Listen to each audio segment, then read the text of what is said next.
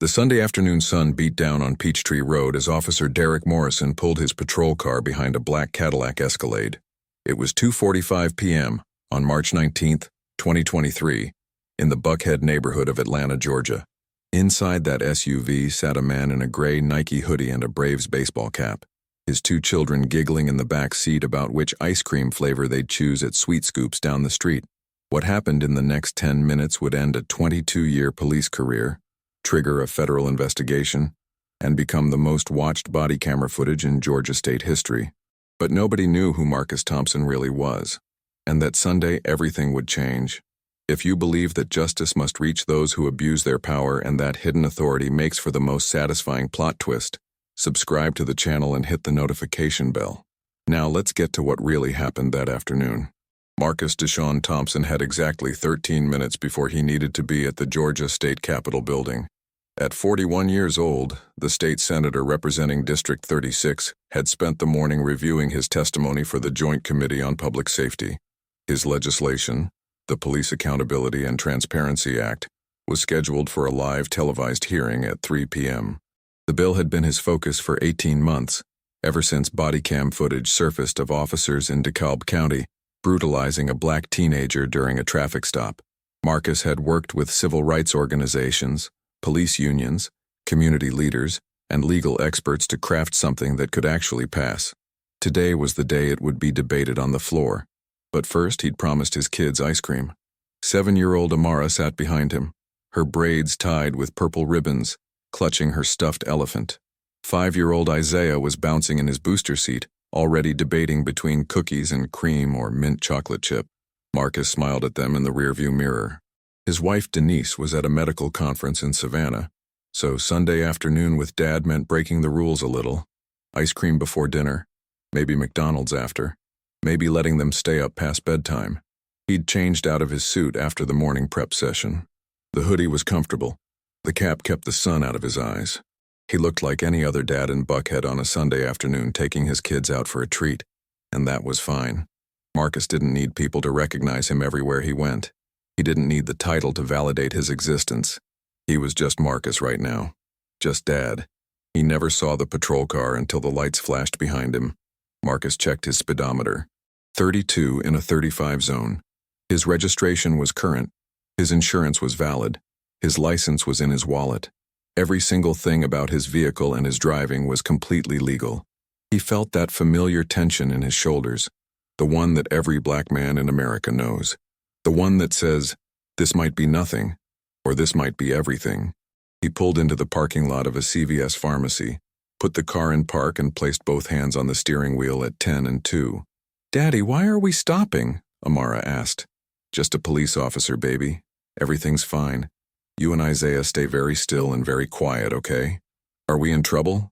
Isaiah's voice was small. "No, buddy. We didn't do anything wrong. Just be calm." Through his side mirror, Marcus watched the officer approach.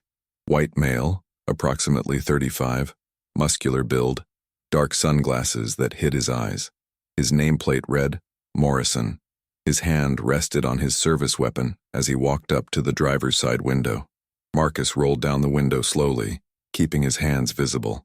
"License and registration," Morrison said. No greeting. No explanation for the stop. "Officer, can you tell me why you pulled me over?" "License and registration. Now." Marcus took a slow breath. "They're in my wallet and my glove compartment. I'm going to reach for them now. My wallet is in my back right pocket. Just get them."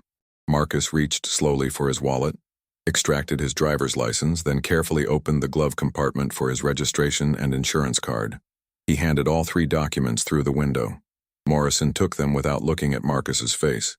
He was too busy staring at the interior of the vehicle, at the kids in the back, at the shopping bags on the passenger seat. "This your car?" Morrison asked. "Yes, sir." "You sure about that?" Marcus felt ice in his stomach. "I'm certain. The registration is right there." Morrison studied the registration card like it was written in a foreign language. "Step out of the vehicle." "Officer, I have my 2 children in the back seat. Can you please tell me what this is about?" "Step out of the vehicle. Now." Amara started crying softly. Isaiah reached for his sister's hand. Marcus opened the door slowly and stepped out. He was 6'1", but he made himself smaller. shoulders slightly hunched, hands visible, non-threatening, the stance that black men learn to survive.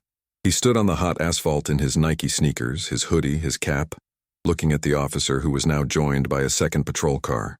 Officer Jamie Castellano stepped out of the second vehicle. White male, younger, maybe 28. He looked at Morrison, then at Marcus, then back at Morrison. What have we got, Derek? Possible stolen vehicle. Drivers acting suspicious. Marcus's heart rate spiked.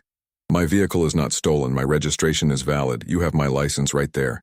Sir, I need you to turn around and place your hands on the hood of the vehicle, Morrison said. I have done nothing wrong. I was driving legally. My children are in that car. Turn around. Hands on the hood. Last warning. A third patrol car pulled into the parking lot, then a fourth. Officers Jessica Platt and Marcus Chen stepped out, both in their early 30s, both white. A small crowd was beginning to form outside the CVS. People held up their phones. Someone was already filming. Marcus placed his hands on the hood of his Escalade. The metal was scorching hot under the Georgia sun. Morrison kicked his feet apart, forcing him into a wider stance. Then Morrison's hands were on him, patting down his sides, his back, his legs, with more force than necessary. Searching for weapons that didn't exist. Searching for drugs that weren't there. Daddy! Amara was screaming now, her face pressed against the window. It's okay, baby, Marcus said, his voice cracking. Everything's okay. It wasn't okay. Morrison found Marcus's phone in his hoodie pocket and tossed it onto the hood. Then he found Marcus's wallet again and opened it. He rifled through the cards, the cash, the photos of Denise and the kids. He found Marcus's business cards and pulled one out. State Senator Marcus Thompson, Morrison read aloud, his voice dripping with mockery. Well, look at this. We got ourselves a politician. He showed the card to Castellano and both men laughed. Probably printed these at Kinko's. You know how many fake IDs I've seen? That is my legitimate business card, Marcus said quietly. I am a Georgia state senator. You can verify this in under 30 seconds. Sure you are, buddy. And I'm the governor. Castellano run this license. I'm betting it comes back to a different name entirely. Officer Platt walked closer, peering into the back seat at the terrified children. Those your kids? She asked. Yes, ma'am. You got proof of that? Custody papers, birth certificates? Marcus closed his eyes. This was happening. This was really happening. Their names are Amara Nicole Thompson and Isaiah Marcus Thompson. I am their father. My wife's name is Denise Thompson. She's a pediatric surgeon at Emory Hospital. Please just call the Capitol building. Call anyone. Verify who I am. Dispatch says the license is valid, Castellano called out from his patrol car. Registered to Marcus Deshaun Thompson at an address in Cascade Heights. Morrison didn't even pause. Could be identity theft. Could be fraudulent documents. This guy's story isn't adding up. What story? Marcus's voice rose slightly. I haven't told you a story. I was driving my children to get ice cream. You pulled me over for no reason. You have verified my license is valid. My registration is valid. I have committed no crime. Don't raise your voice at me, Morrison snapped. He stepped closer, invading Marcus's space. You're in a very expensive vehicle in a very nice neighborhood wearing a hoodie and a baseball cap. You don't look like you belong here. And when things don't add up, I investigate. That's my job. I live 6 blocks from here. I belong here more than you do. Morrison's face flushed red. Turn around. Hands behind your back. For what? What am I being charged with? Resisting arrest. Obstruction. We'll figure out the rest. Morrison pulled out his handcuffs. The small crowd outside CVS was now about 15 people. Every single one of them had a phone pointed at the scene. A woman yelled, "He didn't do anything!" A man shouted, "Leave him alone!" Morrison ignored them all. I am not resisting, Marcus said slowly, carefully. I am complying with every instruction. You have no legal basis to arrest me. Morrison grabbed Marcus's left arm and twisted it behind his back. The pain was sharp and immediate. Then the right arm. The handcuffs clicked into place deliberately tight. Marcus felt the metal bite into his wrists. He heard Amara screaming. He heard Isaiah crying, "Daddy! Daddy!" He heard the crowd shouting. He heard Morrison calling for Child Protective Services to take custody of the children. And then Marcus stopped talking. He went completely still. His face became a mask. He didn't argue. He didn't plead. He didn't explain. He simply stood there in handcuffs in front of his sobbing children, in front of the cameras, in front of the crowd, and said absolutely nothing. Cat got your tongue now? Morrison sneered. Not so tough anymore, are you, Senator? He did air quotes with his fingers. Marcus looked at him with eyes that held something Morrison was too arrogant to recognize. Not fear, not anger, not even hatred, just knowledge. The knowledge of a man who knows exactly what's about to happen and is content to wait. Platt, get those kids out of the vehicle, Morrison ordered.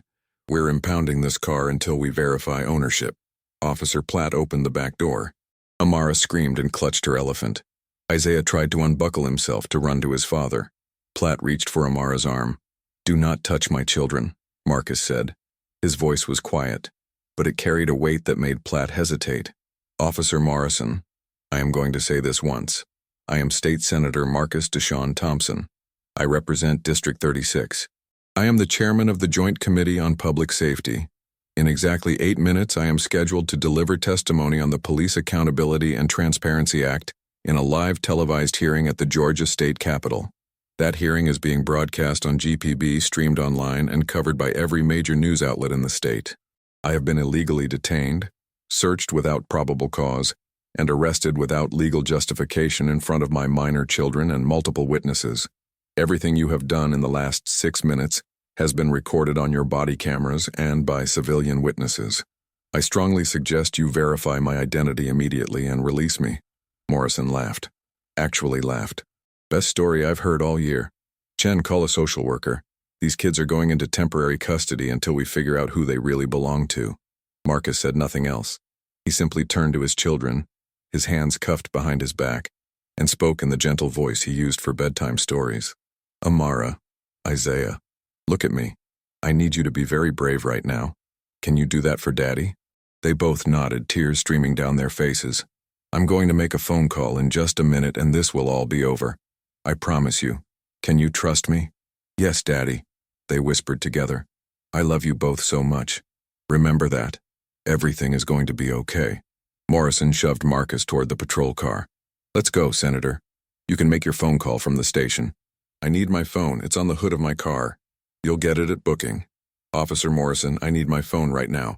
I have exactly 6 minutes before I'm supposed to testify before the state legislature. Then I guess you're going to miss your imaginary meeting.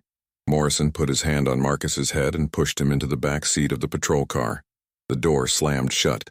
Through the window, Marcus could see his children being held by Officer Platt, both of them screaming for him. He could see the crowd filming. He could see Morrison high-fiving Castellano like they'd just won a football game. And Marcus sat in that back seat, in handcuffs, in his hoodie and his baseball cap, and he closed his eyes. Not in defeat, in preparation. Because in approximately 5 minutes and 30 seconds, Derek Morrison's entire world was going to collapse, and Marcus Deshaun Thompson wouldn't lift a single finger to stop it. You saw the calm with which he sat there. Could you maintain that kind of dignity? Leave your answer in the comments. At 2:53 p.m., Morrison was filling out the arrest report in his patrol car. He was in a good mood. Another successful stop. Another suspicious character off the streets. Another win for public safety. He'd tell the story at the station later about the guy pretending to be a state senator. Everyone would get a good laugh out of it. Castellano walked over to Morrison's window. Hey, Derek, that crowd's getting pretty big. Some of them are getting aggressive. Might want to clear out. Let them film. I didn't do anything wrong. Guy matched the description of a vehicle theft suspect from last week. What description? Black male, dark clothing, expensive SUV. It's in the bolo from Tuesday. That bolo was for a light-skinned male in his 20s wearing a red jacket driving a white Range Rover. Morrison waved him off. Close enough. Point is, I had reasonable suspicion. At 2:54 p.m., Morrison's radio crackled. All units be advised. We're getting multiple calls about an incident at the CVS on Peachtree Road. Caller states a state senator has been illegally arrested. Can any unit confirm? Morrison grabbed his radio. This is Unit 23. I'm on scene. No state senator. Just a suspicious individual with fake identification. There was a pause. Then a different voice came through the radio. A voice with authority. Unit 23. This is Captain Williams. What is your 20? CVS parking lot, Peachtree and Far Road. What is the name of the individual you arrested? Marcus Thompson claims to be a state senator. Has business cards and everything.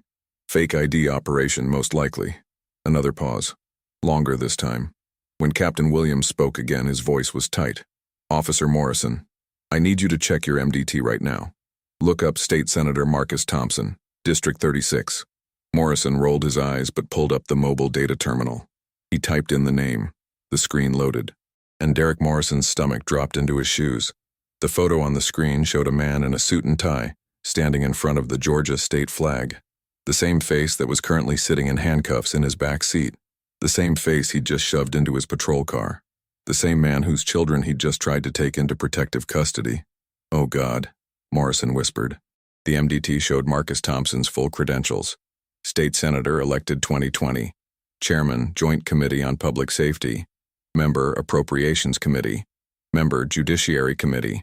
Author of pending legislation, HB 547, the Police Accountability and Transparency Act. Scheduled to testify before the Joint Committee at 3 p.m. today. Morrison looked at his watch. 2:56 p.m. "Captain," Morrison said into the radio, his voice shaking now. "I need guidance. You need to release Senator Thompson immediately. You need to apologize. And you need to pray he doesn't sue you personally and the department collectively for civil rights violations. Do you understand me?" "Yes, sir." Morrison stumbled out of his patrol car and ran to the vehicle where Marcus was detained. He yanked open the back door. Marcus sat exactly where Morrison had left him, eyes closed, breathing slowly, hands still cuffed behind his back. "Senator Thompson, I'm going to, there's been a misunderstanding." Marcus opened his eyes. "What time is it, Officer Morrison?" "Sir, it's 2:57. "Then I have 3 minutes. Uncuff me. Give me my phone. Get my children." Morrison's hands shook so badly he could barely get the key into the handcuff lock. When the cuffs finally released, Marcus stood up and stepped out of the patrol car. He rubbed his wrists where the metal had cut into his skin. Morrison could see the red marks. The bruising was already starting. "Your phone is, I'll get your phone." Morrison ran to the Escalade where Marcus's phone still sat on the hood. He grabbed it and ran back, nearly tripping over his own feet. "Here, sir. I'm so sorry. This was a mistake. I didn't know." Marcus took the phone without looking at Morrison. He walked past him to where Officer Platt still stood with Amara and Isaiah. The children broke free and ran to their father, wrapping their arms around his legs, crying into his hoodie. Marcus knelt down and held them both, whispering that everything was okay now, that it was over, that they were safe. Then he stood up, checked his phone, 2:58 p.m., and looked at the 4 officers who had participated in his humiliation. Morrison, Castellano, Platt, and Chen. All of them standing there like statues, knowing they'd just made the worst mistake of their careers. "I need to go," Marcus said simply. "I have testimony to deliver. Senator Thompson, please. If we could just talk." Morrison started. "Move away from my vehicle." They moved. Marcus buckled his children into their car seats, got into the driver's seat, and started the engine. The crowd that had been filming everything erupted in cheers. Marcus didn't acknowledge them. He just put the car in drive and pulled out of the parking lot, heading toward the Capitol building 3 miles away. At 2:59 p.m. and 45 seconds, Marcus Deshaun Thompson pulled into the secure parking garage beneath the Georgia State Capitol. He grabbed his suit jacket from the passenger seat. He'd planned to change before the hearing, but there was no time. He'd have to testify in his hoodie and jeans. So be it. He called his chief of staff as he walked through the corridor. "Alicia, I'm in the building. I'm coming up now. Don't start without me." "Marcus, where have you been? We've been trying to reach you for 15 minutes. "I'll explain later." "Is the hearing live?" "Yes, GPB is broadcasting. We're also streaming on YouTube and the legislature's website." "Senator, what's going on?" "Just make sure those cameras are rolling." Marcus rode the elevator to the 4th floor, his children holding his hands. Amara had stopped crying, but her face was still wet with tears. Isaiah kept looking up at his father like he was trying to understand what had just happened. Marcus squeezed their hands. 3 minutes ago, he'd been in handcuffs. Now he was about to walk into the most important hearing of his legislative career. At exactly 3 p.m., Marcus opened the door to Committee Room 4. The hearing was already in session. State Senator Patricia Vance, the committee vice chair, was making opening remarks. Every seat in the gallery was filled. Representatives from the ACLU, the Georgia Association of Chiefs of Police, Black Lives Matter Atlanta, and a dozen other organizations sat in the audience. 7 television cameras were positioned around the room. The hearing was being live-streamed to thousands of viewers across Georgia. Senator Vance looked up when the door opened. Her eyes widened when she saw Marcus standing there in his Nike hoodie, his jeans, his Braves cap, with his two small children holding his hands. She stopped mid-sentence. "Senator Thompson," she said slowly, "we were beginning to think you wouldn't make it." Marcus walked to the witness table. Every eye in the room followed him. He could hear the confused murmuring. A state senator showing up to testify in a hoodie? With his kids? What was going on? Marcus pulled out his chair and sat down. Amara climbed into his lap. Isaiah stood beside him, still holding his hand. Marcus adjusted the microphone in front of him and looked directly into the nearest camera. "Thank you, Madam Vice Chair. I apologize for my appearance. I was detained." The room went completely silent. 37 minutes ago," Marcus continued, his voice steady and clear, "I was driving my two children to get ice cream in the Buckhead neighborhood of Atlanta. I was pulled over by Officer Derek Morrison of the Atlanta Police Department at approximately 2:45 p.m. I was ordered out of my vehicle, searched without probable cause, accused of driving a stolen car despite providing valid registration, and arrested in front of my children. I was handcuffed, placed in a patrol car, and told that my children would be taken into protective custody. This happened while I was wearing exactly what I'm wearing now: a hoodie, jeans, a baseball cap. I was not speeding. I was not driving erratically. I committed no traffic violation. I was simply driving while black in an expensive vehicle in a nice neighborhood." The murmuring in the gallery turned into shocked gasps. Reporters were already typing frantically on their laptops. Senator Vance's face had gone pale. "I provided Officer Morrison with my driver's license, my vehicle registration, and my proof of insurance. All of these documents were valid and current. I also provided him with my business card identifying me as a Georgia state senator." He laughed. He told his fellow officers that I had probably printed fake business cards at Kinko's. When I explained that I had a legislative hearing to attend, this hearing, he told me I would miss my imaginary meeting. I was released only after dispatch confirmed my identity. At 2:57 p.m., I drove directly here. Marcus reached into his hoodie pocket and pulled out his phone. Everything I just described was captured on body camera footage by 4 Atlanta Police Department officers: Derek Morrison, Jamie Castellano, Jessica Platt, and Marcus Chen. It was also filmed by approximately 15 civilian witnesses on their personal devices. Several of these videos are already circulating on social media. I have not reviewed them yet, but I will be requesting all body camera footage through official channels, and I will be filing a formal complaint with the Atlanta Police Department's Office of Professional Standards. He paused and looked down at Amara, who was curled against his chest, her thumb in her mouth. She hadn't sucked her thumb since she was 3 years old. "My daughter is 7 years old, my son is 5. They watched their father get handcuffed and put in a police car for no reason other than the color of his skin and the assumptions made about where he belonged. They heard an officer threaten to take them away from me. They are traumatized, and they are the reason I wrote HB 547.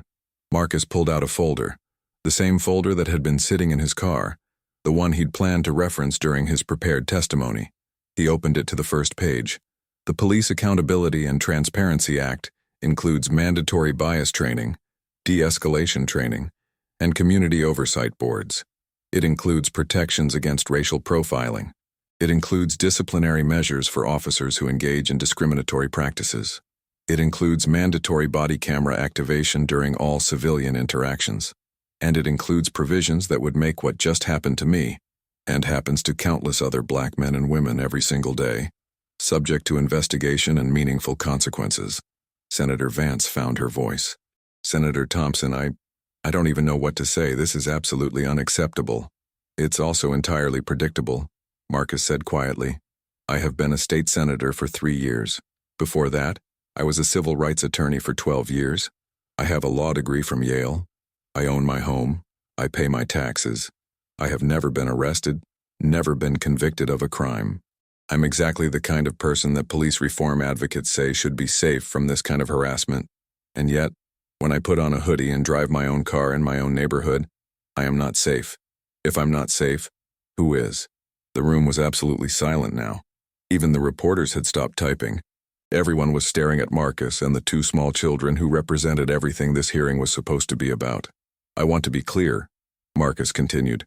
"I am not sharing this story to generate sympathy. I am sharing it Because it is evidence. It is a real-time case study of exactly why this legislation is necessary. Officer Morrison saw a black man in casual clothing driving an expensive vehicle and made a series of assumptions that led to an illegal arrest. He had my valid ID. He had my valid registration. He had my business card. And he still chose to believe that I was a criminal rather than a senator. That is implicit bias in action. That is systemic racism in action. And that is what we are here to address today. Marcus pulled out the body camera, still images that his staff had prepared for the hearing, images from other cases, other officers, other victims, but now his own case would be added to this collection. HB 547 is not anti-police. It is pro-accountability. It is pro-transparency. It is pro-community safety.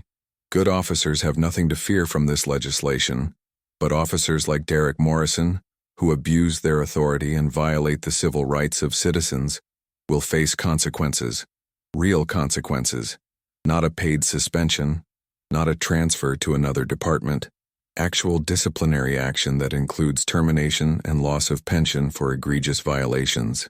He looked directly at the camera again.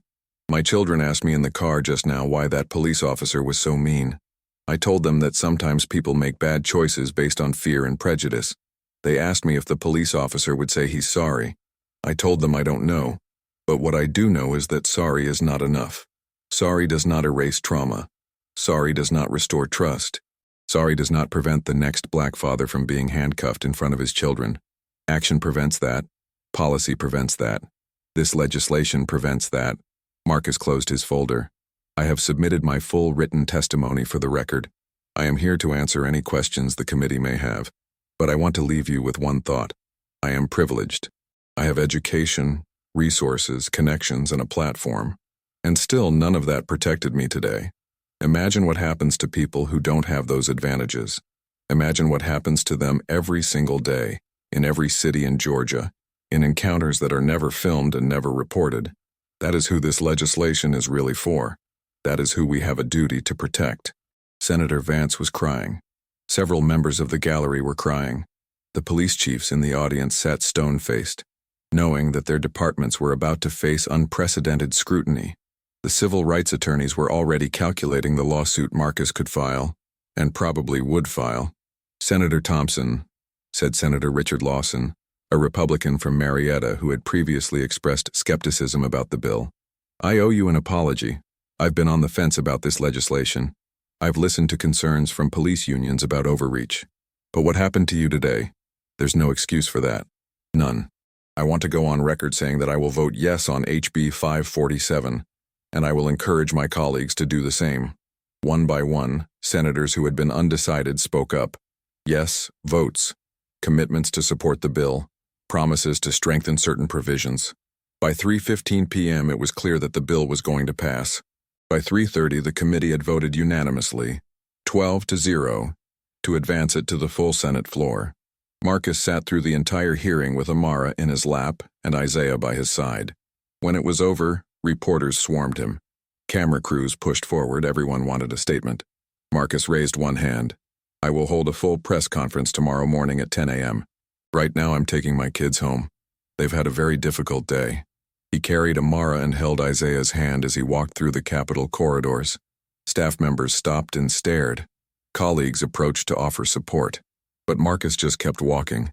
Down the elevator, through the parking garage, back to his Escalade.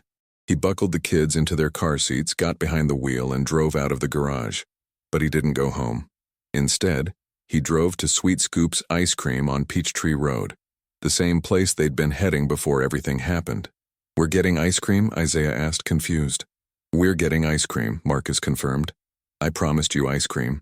And Daddy keeps his promises. They sat at an outdoor table, eating their cones in the late afternoon sunshine.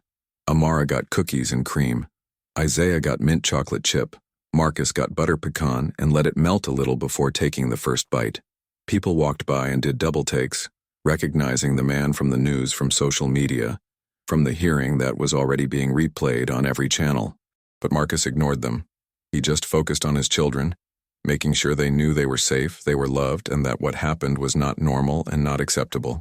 At 4:30 p.m., Marcus's phone started ringing. He let it go to voicemail. At 4:45 it rang again, and again. By 5 p.m. he had 37 missed calls, from reporters, from colleagues, from civil rights organizations, from attorneys, from the mayor of Atlanta, from the chief of police. At 5:15 p.m., he finally answered a call. It was from Captain Williams, Derek Morrison's direct supervisor. Senator Thompson, I cannot apologize enough for what happened today. I want you to know that Officer Morrison has been placed on administrative leave pending a full investigation. Officers Castellano, Platt, and Chen have also been suspended. We are reviewing all body camera footage and civilian video. We are taking this extremely seriously. Suspended with pay? Marcus asked. There was a pause. Yes, sir. That's standard protocol pending investigation. Captain Williams, I appreciate the call, but I won't be speaking with you further except through my attorney. I will be filing a lawsuit against Officer Morrison, the 3 other officers involved, and the Atlanta Police Department. I will also be filing a formal complaint with the Department of Justice regarding civil rights violations. I suggest you preserve all evidence and prepare for a very thorough investigation. Senator, please, if we could just... Have a good evening, Captain. Marcus hung up. He looked at his kids, who were covered in ice cream and finally smiling again. He took a picture of them on his phone. Then he drove them home to the house in Cascade Heights, the one he'd bought 5 years ago, the one with the swing set in the backyard and the basketball hoop over the garage. He called Denise. She'd already heard. The video from the CVS had gone viral. Over 2 million views in 3 hours. She was catching the next flight home from Savannah. Are you okay? She asked, her voice tight with anger and fear. I'm okay. Kids are okay. We're home. Marcus, this is insane. You could sue them for everything. I will sue them for everything, Marcus said calmly. But not tonight. Tonight I'm just going to be with our kids. He made them chicken nuggets and French fries for dinner. They watched Encanto for the 40th time. He read them bedtime stories and stayed in their room until they fell asleep. Amara clutching her elephant, Isaiah holding onto his hand. Then Marcus went downstairs to his home office and opened his laptop. The body camera footage had already been leaked. He watched it once, then twice. He saw himself through Morrison's eyes. A threat, a criminal, a problem to be solved. He saw his children's faces pressed against the car window, screaming for him. He saw the moment Morrison laughed at his business card. He saw his own expression, calm, controlled, knowing, as they put him in handcuffs. At 11 p.m., the Atlanta Police Department issued a statement. At 11:30, the chief of police held a press conference announcing a full internal investigation. At midnight, the mayor of Atlanta called for Derek Morrison's immediate termination. By the next morning, Derek Morrison was no longer a police officer. The termination was effective immediately. No pension, no benefits, no recommendation. His 22-year career ended in less than 18 hours. But it didn't end there. At 10 a.m. on Monday, March 20th, 2023, Marcus held his press conference as promised. He stood at a podium outside the Capitol building, flanked by his attorney, civil rights leaders, and members of his legislative team. He announced a federal lawsuit seeking compensatory and punitive damages. He announced a Department of Justice complaint. He announced that every piece of body camera footage and civilian video would be released to the public. Transparency is not the enemy of good policing, Marcus said into the cameras. Secrecy is. What happened to me happens to black men and women every day. The only difference is that I had the resources, the platform, and the credibility to fight back. Most people don't. This lawsuit is not about me. It's about establishing a precedent that there are real consequences for civil rights violations. By Tuesday, the FBI had opened an investigation into Derek Morrison's pattern of arrests. They found 12 other cases in the past 3 years where Morrison had arrested black men on questionable grounds. 4 of those cases had resulted in charges being dropped. 3 had resulted in settlements. The other 5 were still pending. By Wednesday, the Georgia Bureau of Investigation had joined the federal probe. They were looking at Morrison's arrest records, his use of force reports, his civilian complaints. The picture that emerged was of an officer who had been flagged multiple times for bias, but had never faced serious discipline. By Thursday, Morrison had hired a defense attorney. The attorney issued a statement claiming that Morrison had acted in good faith based on the information available to him, that he had followed department protocol, that he had no way of knowing that Marcus was a state senator. Marcus's attorney responded with a single sentence. Officer Morrison had Senator Thompson's driver's license, vehicle registration, and business card.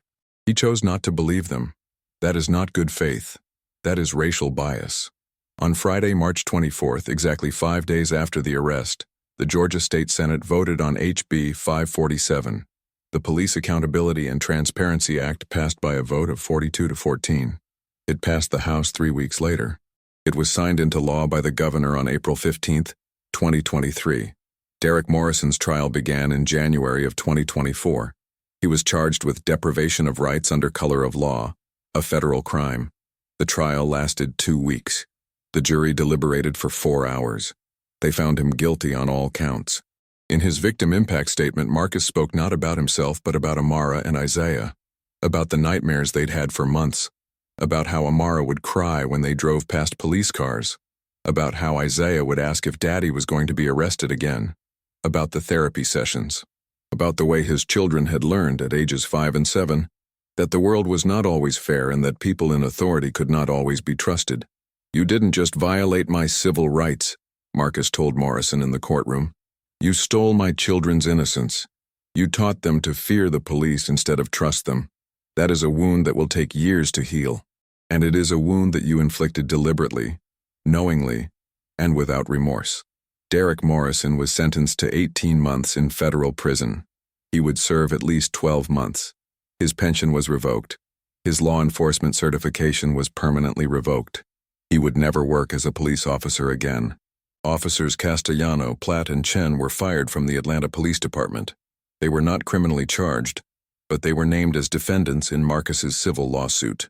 The case settled in March 2024 for $4.2 million, paid by the city of Atlanta.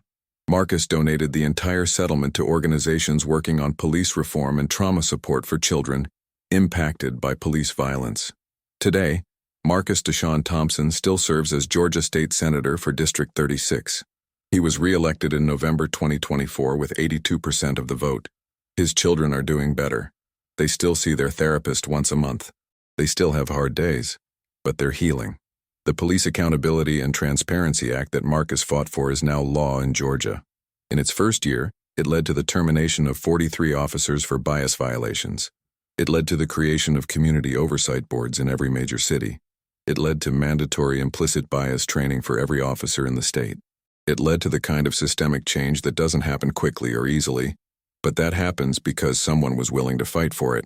Derek Morrison is scheduled to be released from federal prison in June of 2025. He will leave with a felony conviction on his record. He will not be able to vote. He will struggle to find employment. He will live with the knowledge that his arrogance, his bias, and his refusal to see a black man as anything other than a threat cost him everything. And Marcus? Marcus still takes his kids for ice cream on Sunday afternoons. But now he wears his suit. He wears his Senate ID badge on a lanyard around his neck. Not because he thinks he should have to prove who he is.